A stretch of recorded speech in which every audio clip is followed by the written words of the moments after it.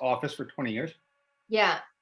So I met Scott years ago through a mentor, and I saw them do like a deal once, and or like I guess a contract, like negotiation, or and I had like questions about real estate, but I always like found real estate a very intimidating topic.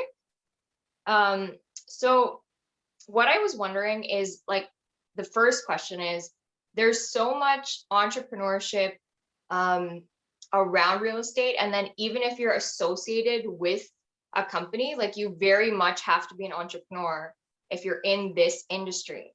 So how do you deal with that duality, like in yourself, like being with a company and having that relationship and loyalty and access to the network and the resources, but then also like doing your own thing? How do you stay focused and kind of bring those two things together?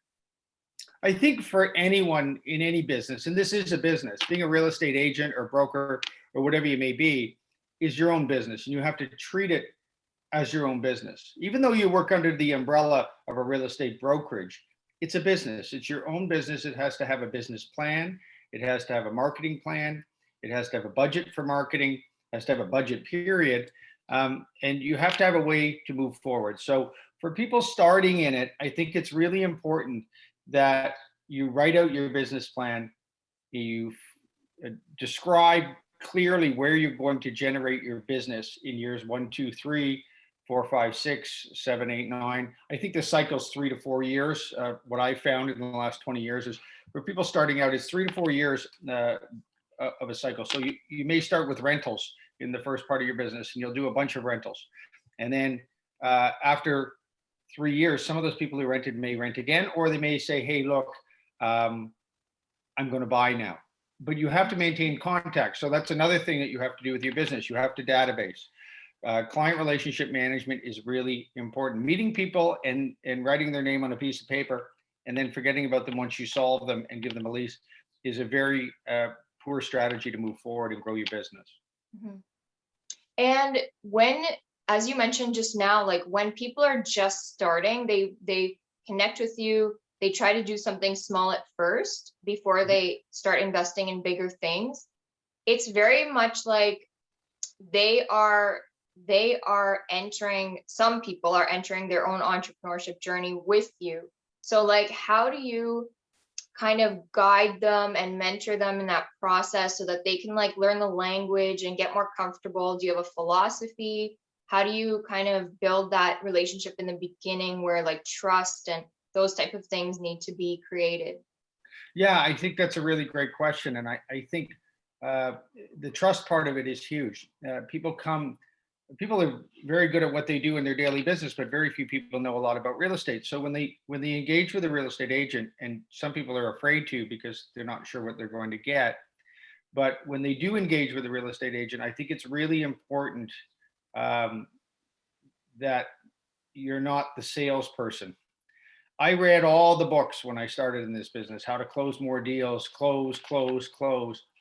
And I thought about it, and this isn't what I'm in this business for. It's not about, hammering people to get them closed and get deals done. It's about building relationships and information. So being a conduit of knowledge rather than a salesperson, I think is a really great strategy. Nobody wants to engage with a salesperson. No one wants to be sold anything. I think what people want is good, honest information. And this part of my life and my career, I talk more people out of buying things than I do talking them into it. People call me all the time and say, hey, what about this? Should I buy this? And I wouldn't.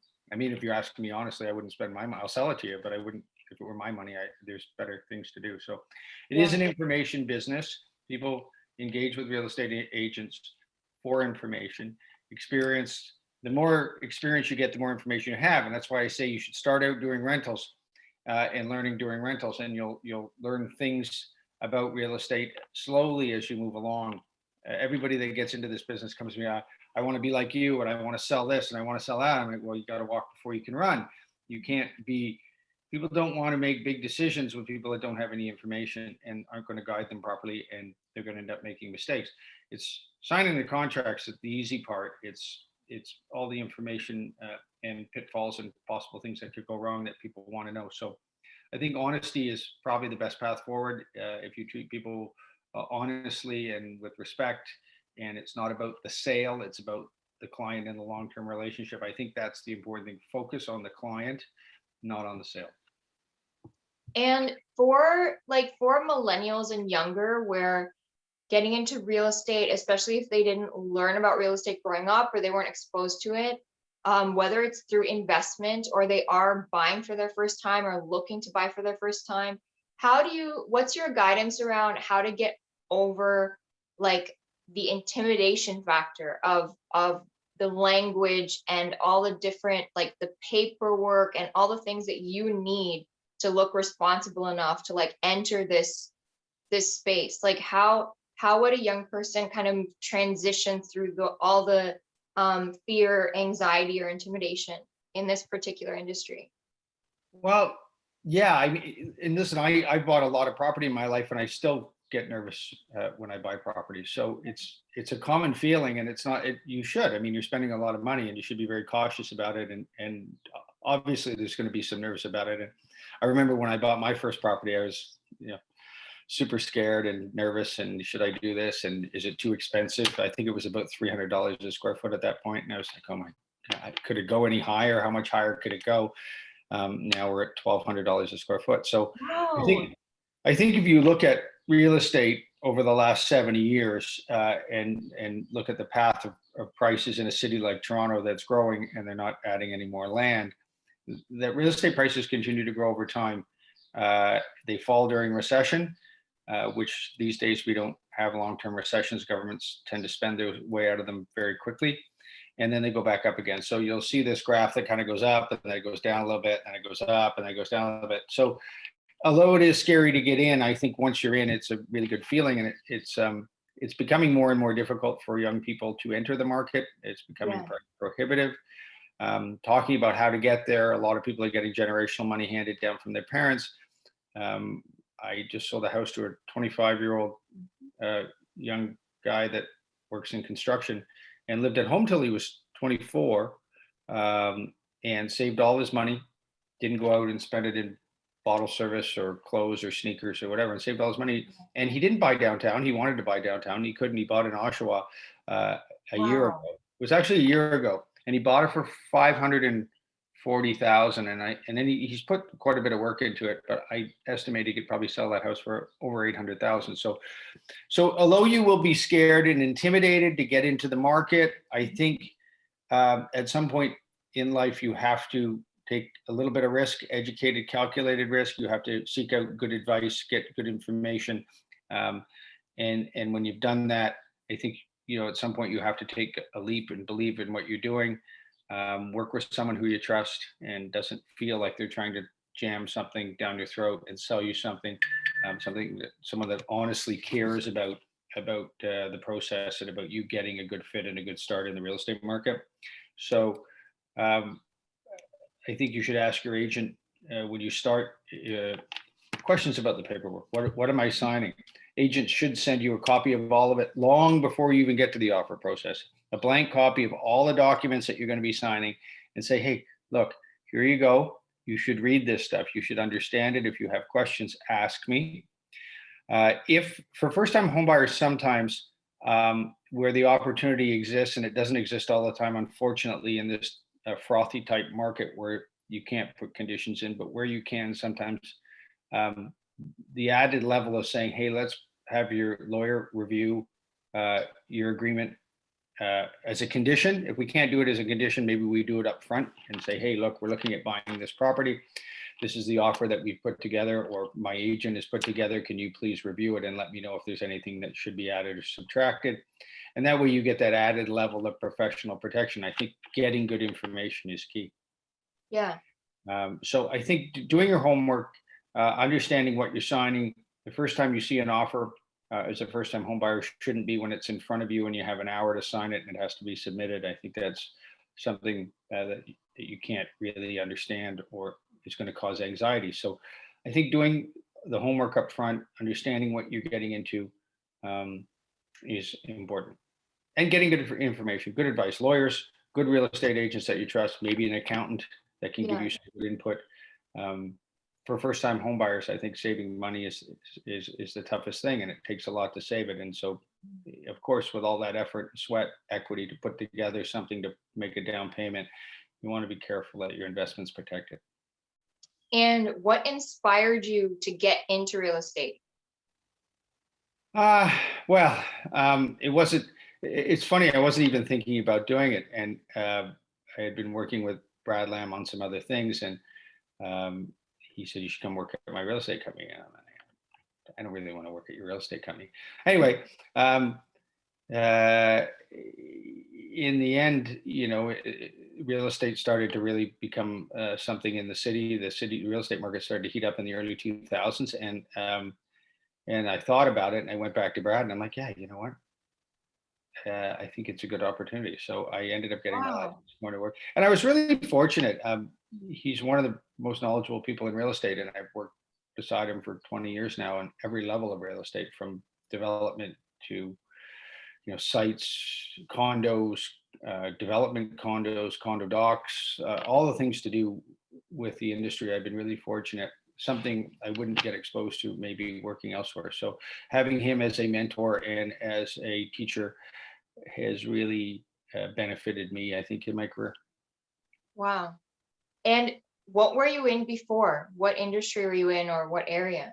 For risk assessment for finance, not the most interesting Mhm. or fun business. It's a computer screen in a cubicle all day, and I think what drove me out of that was it's just not me. I like working in an industry where I'm out and things, scenery changes every day, and new problems and new things start every day. And I like real estate. It gives me that freedom, Yeah. and that's why I chose it. It's not just a 2 week holiday a year. You can take time off when you want. You also have to work weekends to make up for it. But at least if I wanted to go away for 3 weeks here and a week there, I can do that if I wish. I don't have anyone saying, hey, you've used all your vacation days. So being my own, getting back to your first question, being my own business gives me a little bit more freedom than I would have if I were working for a corporation. And I think a lot of entrepreneurs enjoy that's why they get into their own businesses, is for the freedom and also the excitement and the challenge of growing it. Yeah. And what does your typical day look like? Um, I wish it had a little more structure. I get push pulled by a lot of people. I'm usually working with 20 or 30 people at a time. Wow. So there's push pull from every side. Things come up, things that need action immediately, and so um, I usually spend the morning. The first few hours of the morning are the best because my inbox doesn't fill up once 9 o'clock hits. It's more actionable items that have to be addressed. Um, and then by noon, I can usually start to transition into um, booking showings, sending out listings to people that are looking for things, working on listings, and booking contractors and photographers and painters and stagers and all the things that go into listing property.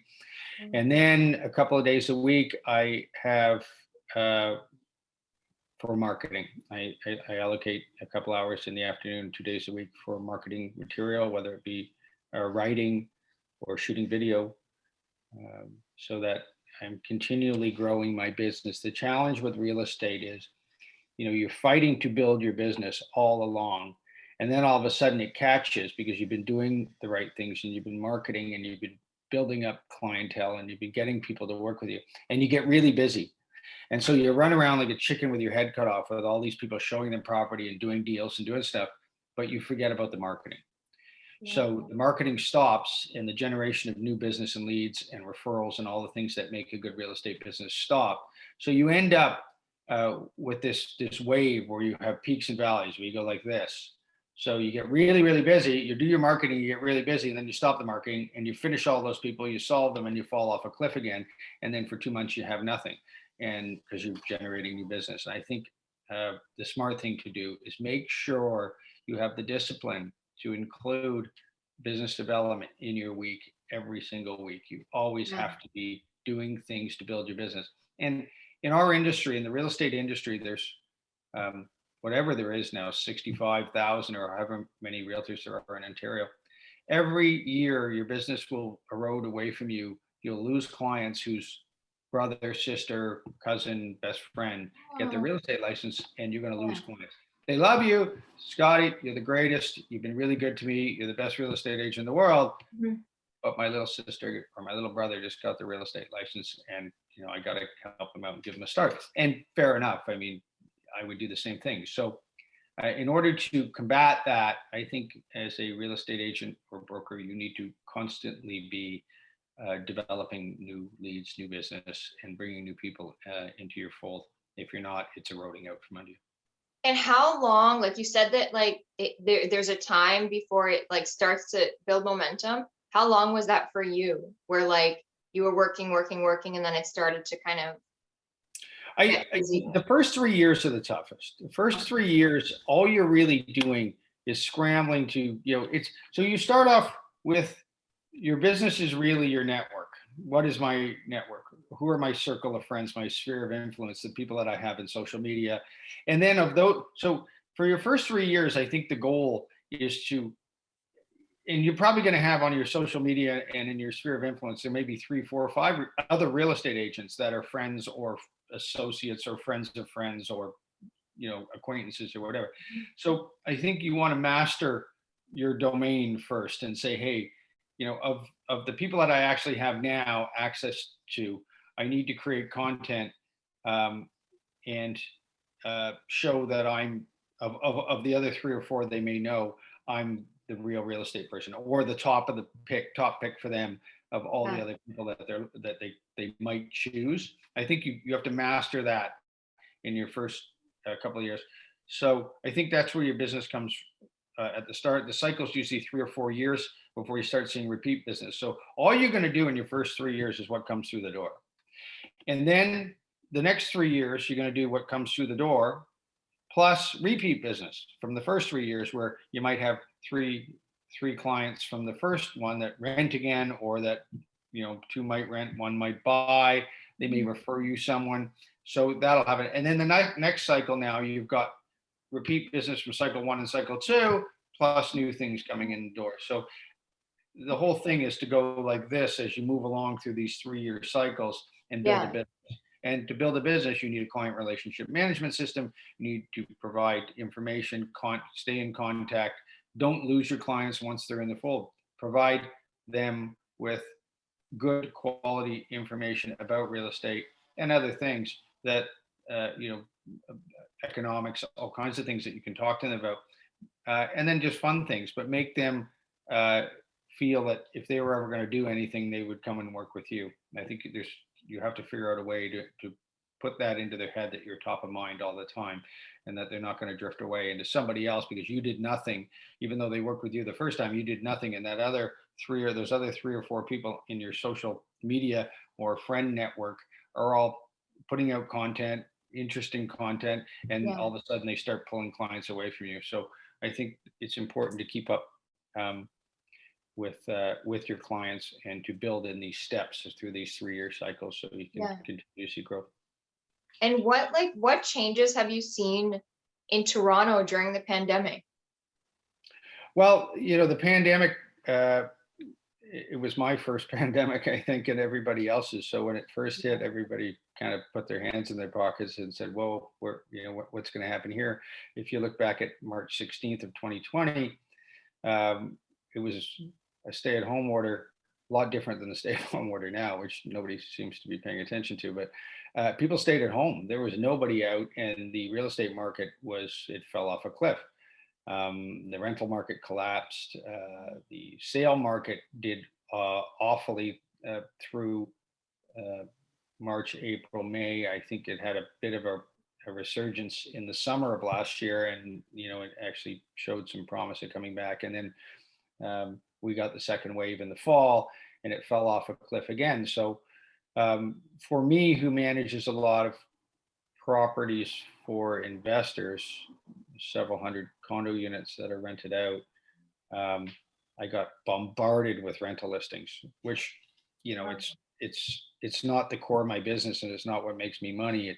But I do them because one, you can't just take the sale and then abandon people on the rentals, Mhm. and particularly during a pandemic when things are tough. So I got bombarded with rental listings. So last year was kind of wild in that the rental inventory went from 1,500 condos for rent downtown to 7,800 at one point, and was a disaster. People were stressed out. They're like, you got to Wow. find me a tenant. Rents fell through the basement. I think we dropped on a one bedroom. It dropped $400 to $500. I shouldn't say through the basement because they're not inexpensive in any regard. But a one bedroom went from 2,100 to 1,600, which is a big difference. And they just kept cascading down. And if you didn't get ahead of the curve, then you got stuck behind it. You just end up not renting. So that was a challenge. January of 2021, the whole thing turned around. We bottomed out in October of 2020. I keep track of condo inventory downtown for sale and for rent every week, every Monday, and I Yeah. have it for about the last 10 years. So I've watched the sale inventory and the rental inventory go up to historically high levels, and now I'm watching them come back down again. It's been a very strong market since January of this year, earlier than I think all of us expected the market to rebound. I personally thought we'd probably be a lot further into the vaccination program and closer to the end of the tunnel here with COVID-19. Yeah. But the market really took off in January. People came running out of the gate. I think there was quite a backlog from 2020 where people sat on their hands and waited, and they all came rushing out in the beginning of 2021 and fought each other for properties over the first 3 months. It got tremendously frothy and wild, Mhm. and prices went back up again. And by the way, they went up back to where they were pretty much for Oh, okay. in most cases. They're higher than that now, but particularly in suburban areas. Um, but people fought each other. There was a huge backlog of buyers that came out, fought each other for 3 months. That's a lot of those people have been solved now, and we're back into more normal levels of buyers. Mhm. So we're seeing, 4 to 6 offers in a lot of cases, as opposed to 15 to 20 offers. A much more manageable and enjoyable real estate market for everybody. Right. Uh, so that's where we are right now. Where it goes, we'll see. And in such a competitive industry, like touching on what you just shared, how do you stay focused and lean away from comparing? And what was it different when you first like got in, or how has that transition happen, or Comparing in what nature?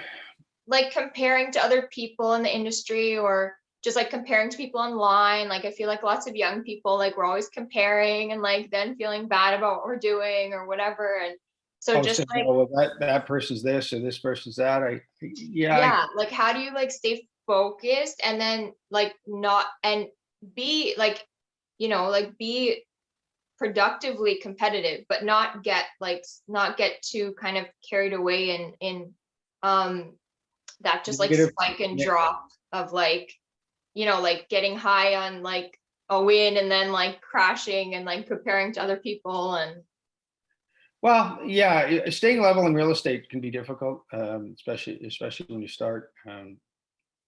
You go a long period without selling things, and your car payments due, and your rent's due, and it's stressful. And then you have a good month, and you sell all this stuff, and you're on this high, and then you go through another couple of months where it's tough. So it's an emotional roller coaster. Mhm. I've been doing it for long enough now where I learned to take the emotion out of it. It's a job. Um, don't focus on I don't focus on the sales and the money, or no money, or whether I'm having a good month or a bad month, or a good run or a bad run.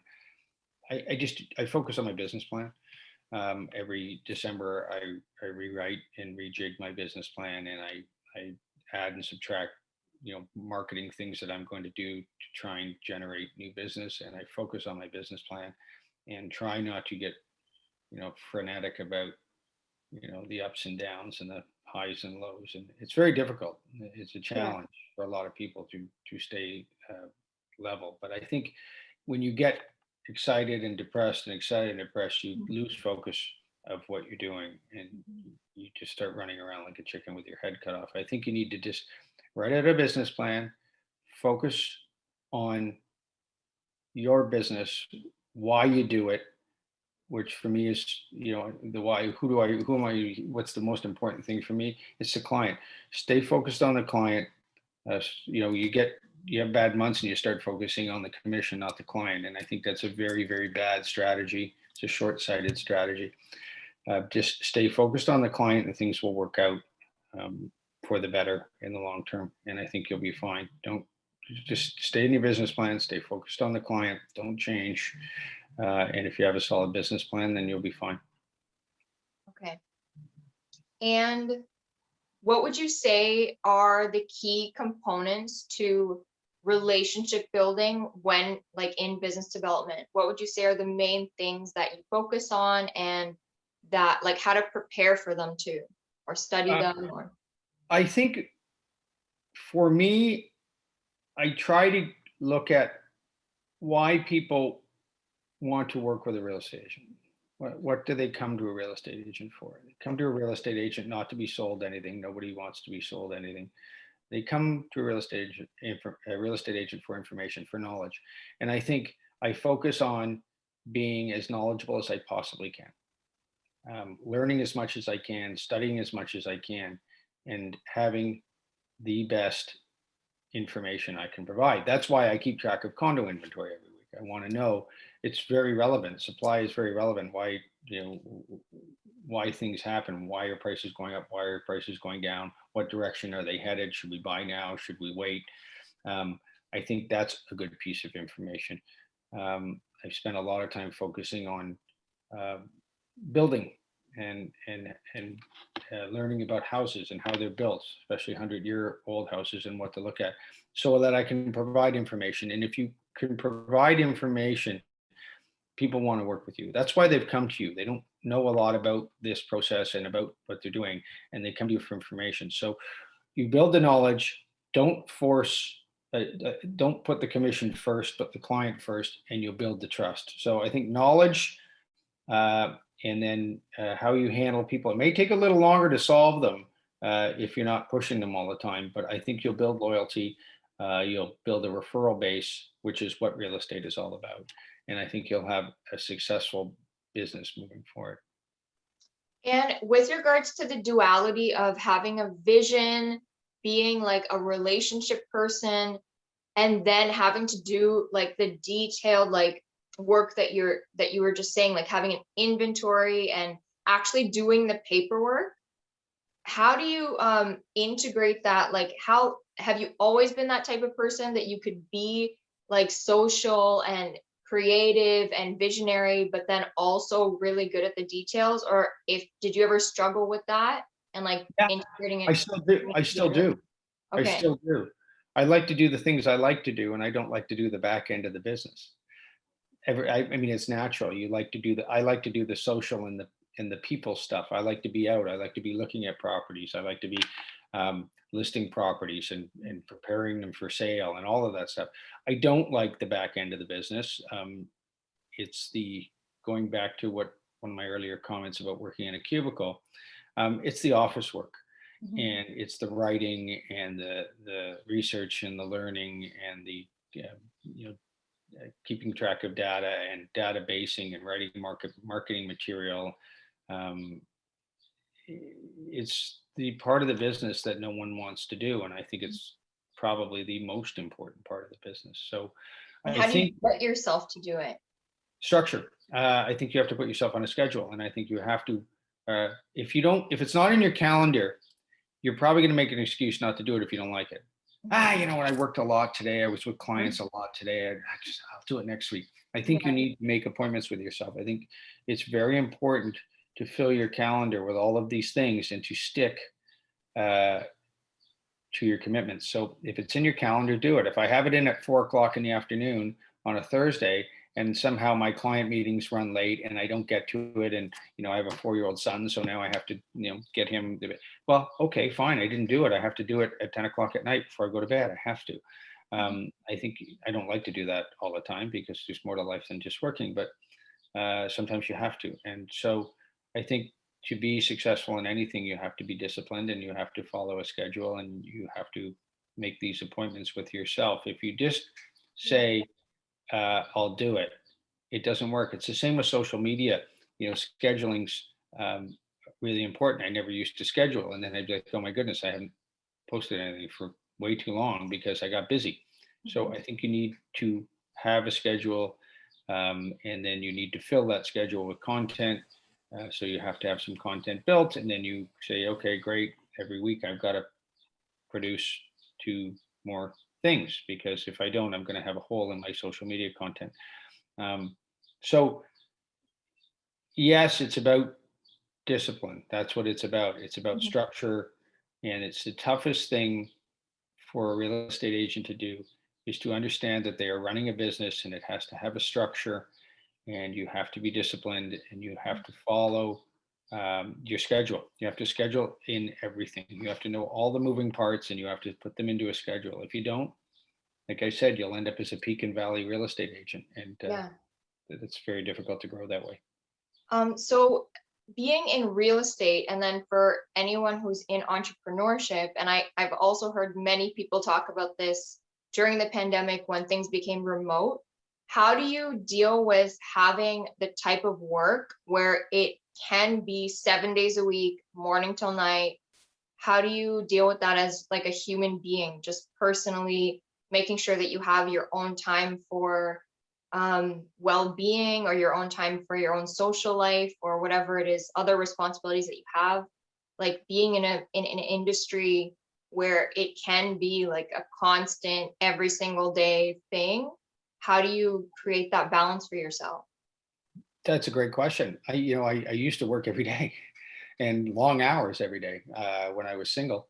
I didn't have any responsibilities to anyone else, and I could work 9 till 9, and it was no problem. And that's how I built my business. Mhm. I don't do it anymore. I have boundaries. So with a 4-year-old, I don't think it's and a wife, I don't think it's fair to either of them that I'm never home, and I also want to be home. I want to see my son grow, and Mhm. so I put boundaries on it. If I need to work in the evenings, I will, but I try not to do it every day. I try to fit things in during the day. Mhm. If I need to work on weekends, I will, but I don't book myself every weekend. I may work a half a day on a Saturday or half a day on a Sunday, but I make sure that I now have a better life work balance than I did in the beginning. And as an entrepreneur, if you ask any entrepreneur in the beginning of starting their business, um, it's a commitment.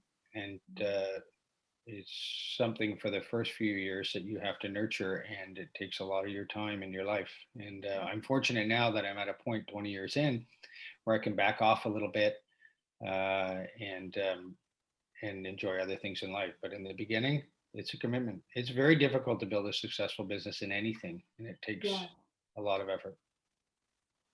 And how would you say, because I saw on your website that, which is beautiful, that you have been like doing the Toronto real estate for 17 years. Yeah. Is that correct? Uh, 17 years? we're a little further along than that now. Okay. So I'm probably going on 19 now, I think. Okay, Uh, wow. I actually started 20 years ago with Brad in Yeah. 2001, but I got my license in 2002, I think, Yeah. is when I started with my license. So yeah, it's almost 20 years. And so yeah, for your own stuff, like how would you say you were able to be that sustainable? Like, where do you get your longevity from in this field with all the ups and downs and the recessions and the like, just the pandemic, just mentally? And when it comes to your drive and ambition and focus, how does that longevity develop inside of you? Um, that's another good question. So again, I try in the beginning. I got I was tremendously excited when I had great months and tremendously depressed when I went for a couple of bad months. And Mhm. um, I learned at some point, and I can't tell you when that was, that stop focusing on the results and focus on the business and on the core assets of the business. And what is your business? What builds your business? Focus on that. The money will take care of itself. The sales will take care of themselves. Focus on the client. Focus on your business plan and your marketing plan and business development. Take care of your clients. Build your referral base and get people that have confidence in you, and treat them well, and you'll get referrals. And stop worrying about paychecks and good markets and bad markets, and when things are going well and when things aren't going well. I think you can get really caught up in that, and it can defeat you. I think you just stick to your guns, put your head down, do all the things right, and in the end, you'll come out of the slump and things will be fine. I think that's what you got to do. Yeah. You got to have a good business plan and a good marketing plan and stick to it, and don't worry about the day to day. This is not a paycheck every week business. And if you treat it, if you get caught up in all of that, it becomes very stressful. Yeah. Well, thank you so much. Is there anything that you would like people to, like, if people want to reach out to you, or is there anywhere that you would recommend that they find information on real estate online, or? Yeah, it's funny. So I'm just working on a video series right now. We're just doing the listing part of it. This is a huge information piece. So the first one that I'm doing is kind of the anatomy of a listing and the four moving parts: price, appearance, traffic, and time. That those are the four elements that are all related. And if you get them right, the mix right, then you'll have a good result. So I'm doing a video piece on that now. The next one is going to be Nice. for house buyers. So Yeah. the natural tendency when you buy a house is to walk up and open the lockbox and when you're looking at houses, and open the lockbox and walk in the door. And there's so much that you can learn from a house by standing across the street and looking at it. So I'm going through all the major structural components of the house one by one, in a systematic way of looking at 100-year-old houses, Wow. for buyers, so that they have a really good understanding of what they're getting into. And because buyers tend to look at the shiny things: Yeah. countertops, fridges, stoves, kitchens, bathrooms, flooring. I don't look at that stuff so much. I look at structure and where water flows around the house, and major systems, structural integrity, things that are going to cost them money. Yeah. So getting them that kind of knowledge and information uh, before they get to the point of buying. A lot of times now they're not getting home inspections before they have to put an offer in on a house. I think they should, but I've done enough of them now where I'm not a home inspector, but 80% of what they're going to pick up, I can at least say, hey, look, this is going to cost you this much. This is going to, just so you know. So don't get caught up in all the shiny things. So I'm doing Yeah. kind of the anatomy of the listing, the anatomy of the house buy, the difference between the condo market and the house market. I'm doing a whole video series that'll all be available on the skinny at scottshallow.com. So we're loading up my blog with all this content, which the blog is Get the Skinny or The Skinny, and it'll be Yeah. at scottshallow.com. Or they can follow me on social media, Facebook, or Instagram, and or LinkedIn, because we're going to start adding that content to all of those platforms. So it's all knowledge-based stuff to give people. Again, what we were talking about earlier is it's intimidating getting into it, and we're trying to let people know that there's a lot to it, but it's not a monster. If you break it down into components that you can manage, it gives you a way better understanding and a way better feeling and a lot more confidence going into it. Okay, great. Thank you so much for joining us. And I'm just going to Well, hit. pleasure to be here. I'm so glad we had the opportunity to do this. Thank you for reaching out.